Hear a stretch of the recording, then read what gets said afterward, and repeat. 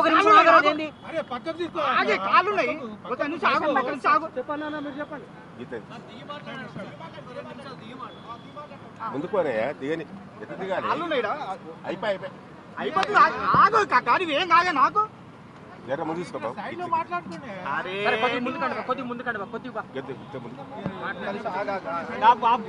ఆపేసే ఏం కాదు ఆపేసే ఆయన అక్కడ ఆపు ఏం కాదు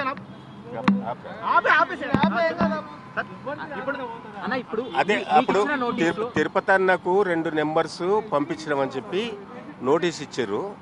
దాని మీద క్లారిఫై చేసినాము. వాళ్ళు నాకు నోటీస్ ఇచ్చారు. నోటీస్ సంబంధించి ఆన్సర్ చేసినాము. అది వ్యక్తిగత విషయం. అది ఎందుకంటే తిరుపతి అన్న మా సామాజిక వర్గానికి సంబంధించిన అయితే కొన్ని సమస్యలు, కుటుంబాల సమస్యలు, ఆ పిల్లల సమస్యలు, పెళ్ళిళ్ళైన తర్వాత ఆడపిల్ల సమస్య, మగపిల్లల సమస్యలు, అట్లా కుటుంబాల మధ్యన ఉన్నటువంటి సమస్యల గురించి మాట్లాడి నెంబర్ ఇష్టం. ఇది 2 నెంబర్లు కూడా మీకు తెలిసిన వాళ్ళు లేకుంటే ఏంటి వాళ్ళ పొలిటికల్ సంబంధించిన వాళ్ళు? కారు ప్యూర్లీ ఫ్యామిలీ ప్రాబ్లం గురించి ఒకసారి మాట్లాడి ఆ నెంబర్ అడిగితే ఇచ్చినాము, కూర్చోబెట్టి మాట్లాడినాము. ఆ ఇష్యూ కూడా సాల్వ్ చేసినాం. వ్యక్తిగతంగా పరిచయం ఉంది సార్? వ్యక్తిగతంగా ఒక ఇష్యూలో భార్యాభర్త పంచాయతీ విషయంలో మేమిద్దరం కూర్చొని, మాతో పాటు కొంతమంది కుల పెద్దలు కూర్చొని, ఆ విధంగా అందరు కూర్చోబెట్టుకొని మాట్లాడి ఆ ఇష్యూ సాల్వ్ చేసినాం. అంతే దాని విషయం. ఏం లేదు.